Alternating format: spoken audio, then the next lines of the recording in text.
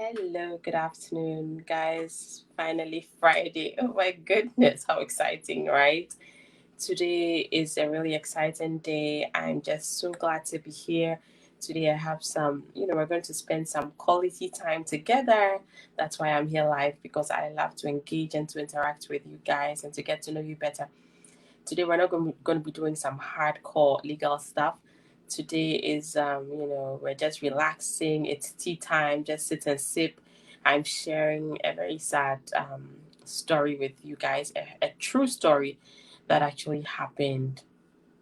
And so, well, I welcome all of you guys. I'm sorry, I'm dealing with a horrible cough, so please excuse me if you hear that when I do the coughs. So, well, guys, if you're watching on YouTube, please don't forget to subscribe to my YouTube channel and to like and to share and to comment. If you're on Facebook, you're very welcome. I see some people joining in. So, I guess we can start with today's discussion. It's very exciting. So, we're going to be talking about the story that happened to a Ghanaian right here, a 10-year-old boy in New York, and then we'll draw some legal lessons out of it. We'll be discussing SIJ. It's the special immigrant juvenile based on the guy's story. He's called Julian Yeboah. And then we will just look at a few background points, and then we can enjoy our weekend. All right, guys. So here is what happened. This case happened some years back, and at the end of this discussion, I'm going to put a link of the actual case law there, and then you can read it for yourself when you have some time. Okay. So I hope you guys have your tea. I have mine right here. Grab it, guys, because it's story time. Immigrant stories. So Julian Yeboah, his middle name is Julian Kofi Yeboah. I'm not going to be sharing my screen because, of course, it's a story time, so I didn't want to bore you guys with all the legal stuff. So I have my notes here that I'll be, just discussing from. Just make sure I don't forget all the relevant points that I need to discuss with you guys. So Julian Kofi Yeboah, he was a 10-year-old boy, and he arrived at John Kennedy Airport in New York. So the New York John F. Kennedy Airport, and he arrived from Ghana. Okay, and this happened in the year 2000, and so he arrived from Ghana on March 4th, 2000. He arrived in New York at the airport, and he was 10 years old. Oh my goodness! And guys. When he arrived unaccompanied. So imagine a 10-year-old boy. He was put on an airplane right from Ghana, Accra, Ghana, bundled up on this long flight, about 12 hours, and then he was unaccompanied, and he was just thrown into the airplane, and he arrived at JFK in New York. And when he arrived, he actually had no travel documents. It beats my mind. I don't know how and who let him on the plane, or so the case law doesn't state how this guy got here with no travel documents, but he was 10 years old. He arrived at JFK Airport, and guys, guess what he had in his pocket? $1.25. Guys, I'm spilling all the tea. 10-year-old boy, bundled up, no travel documents. He suddenly arrives from Ghana, March 4th, 2000. So a couple of days to our independence, right? He arrives at the airport, and then he has just $1.25. So when he arrived in the U.S., of course, the INS at the time, the INS was the Immigration and Nationality Service. That was the federal agency that was responsible for, immigration services. So he was clearly taken into custody. And when they take you into custody, that's not good stuff. So he was taken into custody, and then they started to interview Julian Kofi Yeboah, like, where are you from? You're a 10-year-old boy. How did you get here? No travel documents, unaccompanied. You're just by yourself. What happened? And, they questioned him. And then when they questioned him, they found out that his mother abandoned the family when he was very young, a small child, back home in Ghana. And then, I'm sorry, Julian Kofi Yeboah also claimed that it was his father, a friend of his father, who had put him on the airplane to come to the US. Okay. So this was during the questioning with the INS, and then a minister from the Ghanaian embassy. So they found somebody in the Ghanaian embassy, and they also interviewed Julian because he thought that it would be helpful that a Ghanaian would interview him and, you know, try to find out some more, because this was a very peculiar case. I mean, a 10-year-old boy, how does a 10-year-old boy just arrive in the US, no travel documents, no person, and just come with $1.25? So they had to get somebody to interview him. Okay. And they testified that his father, who is known as Thomas Yeboah, he was based in Ghana. He placed Julian on the plane, contrary to what Julian claimed that it was his father's friend. But when they further interviewed Julian, they found out that it was actually his father, Thomas Yeboah, who put Julian on that plane. And Julian said that he didn't have any family in the US. But interesting enough, there was an anonymous woman who was believed to be Julian's aunt. Okay. She telephoned the Ghanaian embassy after Julian had arrived. And then she was fearful that he hadn't arrived. And this is really interesting because it looks like this was a ploy between Julian's father, Thomas Yeboah, and the auntie, because the auntie was supposed to make sure that Julian had arrived. And so when the auntie felt like Julian hadn't arrived, she placed the anonymous call and said that, look, this guy had not arrived. And so essentially, when Julian, the 10-year-old boy, arrived here, what he was stating was that he was abused, he was abandoned, and he had been neglected. Okay. So guys, drop me some comments if you're following the story. I'm so excited. This is a very interesting story. So guys, just drop me some comments, and we're getting to the legal tea. And so the whole ploy was based on a legal remedy known as the SIJ. The SIJ is a Special Immigrant Juvenile Status Program. It's it's a program that allows people to get green cards in the US. Many people don't know about this special program, but it's a program where if you say that as a young child and you are under 21 years old, you state that you have been abused, you have been neglected, you are being maltreated, and you've been abandoned, and there's no possibility of reconciling with your parents, then you can be granted this special immigrant juvenile classification. And then when you are granted this classification, you can adjust your status and get a green card from there. And so it's actually a tactic that a lot of Nigerians and Ghanaians have been using. It's, of course, a very dangerous tactic because it requires that your young child is abandoned and whatever. It's really, we'll get into all those details later. But let's still go back to the story of Julian Kofi Yeboah. I just wanted to give you guys the background on what type of immigration benefit that Julian was trying to seek when his father put this 10-year-old boy on a plane alone, no travel documents, and let him arrive at JFK airport and had just $1.25 on him. Okay, so this case was actually between of course, the Julian Yeboah and the United States Department of Justice Immigration. Okay, so essentially what happened is that they conducted a psychological test. So they found a psychologist, because when you have this case of abandonment, abuse, neglect, sometimes the opinions of experts are good in helping the court understand what's going on with a juvenile. Okay, a juvenile is somebody who's younger than 21 years old, according to this statute. The SIJ is state specific, so it depends on the state. Some states 18 years, some states 21 years. But to apply for the SIJ classification, you should be under 21 years old, and of course state that you've been abandoned, neglected, abused, or maltreated. And so to bolster Julian's case, what they did was that they hired a psychologist. Okay, And this psychologist was known as Dr. Foreman.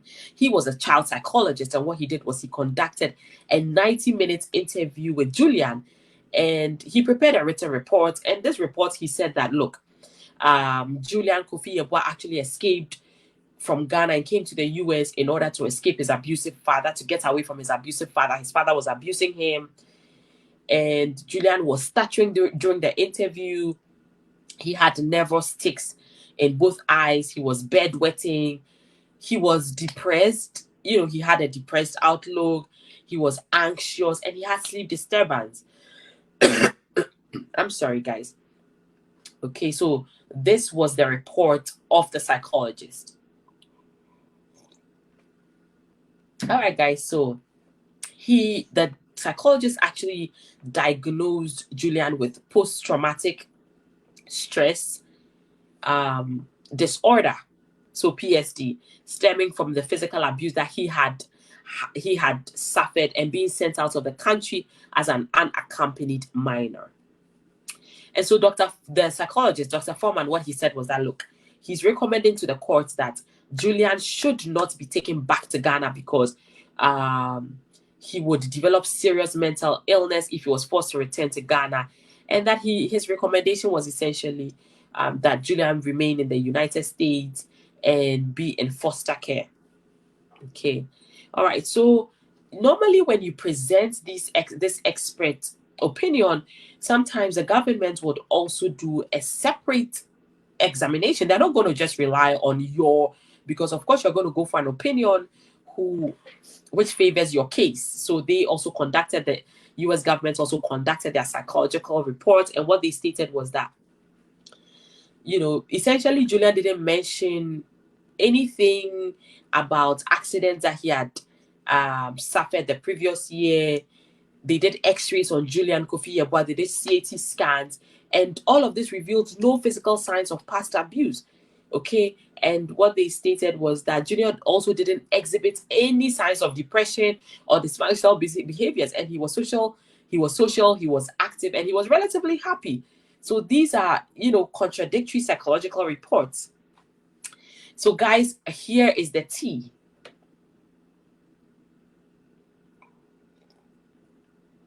I hope you guys are enjoying the immigrant story time. These are one of my favorite stories to share because, of course, it takes us away from all the legal stuff and lets you see how immigration law is affecting the lives of real people, people that around you. So here's what the immigration services believe, that Julian Kofi Yeboah's father, what he had done, it was a ploy. He placed him on an airplane in an attempt to secure U.S. citizenship for him. Okay, and probably, of course, they said they just wanted the guy to come here, get a green card, and then file for his father and his brother so that they would all become U.S. citizens. Okay, so to file to get the SIJ classification, as I said, what you need to do is get a valid court order that is issued by a juvenile court that states that yes, this child who is under 21 years old has been abandoned, has been abused, has been neglected, or really badly been maltreated, and to the best of the child's interest or to the best of the juvenile's interest, he cannot be reconciled with his parents, and also should not be sent back to his country and should be given, foster care here in the US. And based on that, the child can, adjust his status to become a green card holder. Once we get the predicate order from the juvenile court, we use that immigration, and a qualified immigration attorney can, attach this predicate order and file an SIJ petition to the USCIS, and usually these petitions are judged within 6 months when they receive it, and then they'll let you know if it's been approved or not. Okay, then you have to submit, of course, evidence of the reasonable factual basis, like how have you been abused, neglected, and all of that. So essentially, Julian Kofi Yeboah and his father, I mean, of course, this was fabricated by his father because Julian was just a 10-year-old boy. He didn't even have the capacity, the mental capacity to formulate such a scheme. Unfortunately, this ploy did not work. They were busted, and his case was, his case was dismissed, and clearly he was going to be deported. Okay, so I'll attach a link to the entire story, then you guys can go into it and read it. Let me just just discuss a few other aspects of this story with you. There was a part I wanted to bring to your attention here. The case actually mentioned that this was a ploy that is being used by a number of well, specifically here African countries that try to bring the people here, their children here, and then claim that they are abandoned, and then try to get them green cards. And once they get the green cards, they would attempt to file for the family. But one thing that people don't realize is that once your child gets an SIJ classification, unfortunately, you as the parent will not get benefits out of it, because the SIJ classification is essentially saying that this child has been abandoned, abused. And so you as a parent who abandoned and abused or neglected the child cannot benefit from your own wrongdoing. All right, guys. So basically, oh my goodness, I'm just scrolling here, and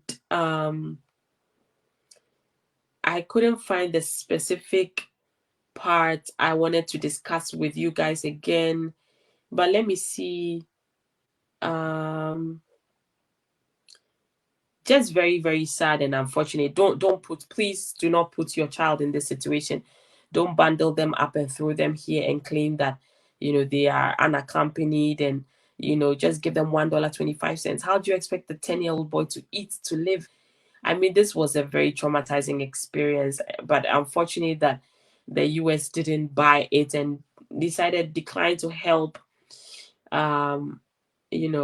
Okay, so here the district court was within its discretion. So Julian was like, oh, there was abuse. I mean, Julian's attorney was like, there was abuse of discretion.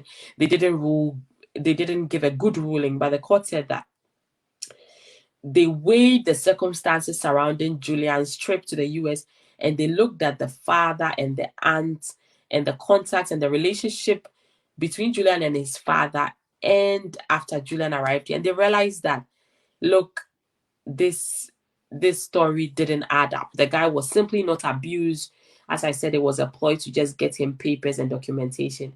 And the US just wasn't going to buy that, because if that happens, what's going to occur is that people are just going to throw their kids out here. They'll come here, and it's actually happening. People come here on B2 visas. They come with their children and then abandon them, and then say, look, go file for the SIJ, get the classification or the course predicate, get a green card, and voila, you are good. It doesn't work that way.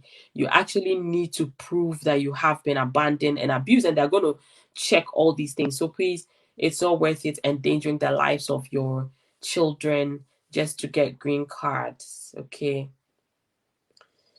All right. So this is what the court concluded, that while the father may have had an improper purpose in sending 10-year-old Julian into the US, no travel documents, unaccompanied, with just $1.25 in his pocket,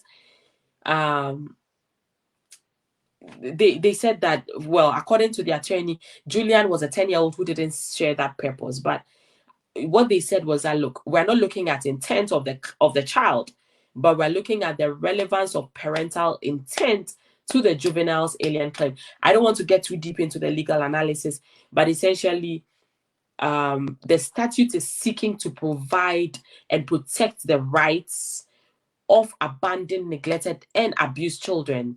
Okay, so the child, basically, it has to be a true case. It's not just, we're not just going to say that, oh, the boy is not at fault, it's the father who's at fault, so we're going to grant them. All right, guys, so that was tea time with all of you. I hope you guys enjoyed this story. I'll read some comments and then we can end today's video.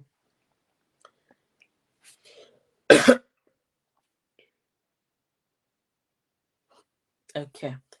All right. So we have Joyce Nana Kunedukusi, who says, interesting. Joyce, you're very welcome. Yes, this is a very interesting story. Joyce Nana says, wow. Joyce, thank you so much for joining and commenting. Patrick Addo says, good afternoon, lunchtime. Yes, good afternoon. I hope you had a good lunch. Janet Davis says, can we spill some tea on undocumented immigrants, or all the tea finished on them? No, all the tea is not finished. I'm going to be spilling some more tea. Don't worry. I'll be keeping you guys updated. And now everything is in limbo. There's no new updates. I'm keeping a very close eye. So don't worry at all. You guys are in safe hands. I'll be giving you all the tea as and when it's available. All right, guys. I think that we will end right here. I hope you guys had a wonderful time with me. It's Friday, guys. So I'm just hoping that you guys are going to have a great weekend as well. Please call me on 802-7800-564 if you have any type of U.S. immigration law matter. And again, as I said, I'll link the case of Julian Yeboah, 10-year-old, who was thrown on a plane and came to the U.S. with just $1.25, and you guys can pick a lesson or two out of it. Don't forget to like, share this video with your friends, and to let them know you have an awesome immigration attorney who handles clients all around the U.S. and handles all types of U.S. immigration law matters. All right, guys, till I come your way again, stay safe, be good, and stay blessed. Bye-bye.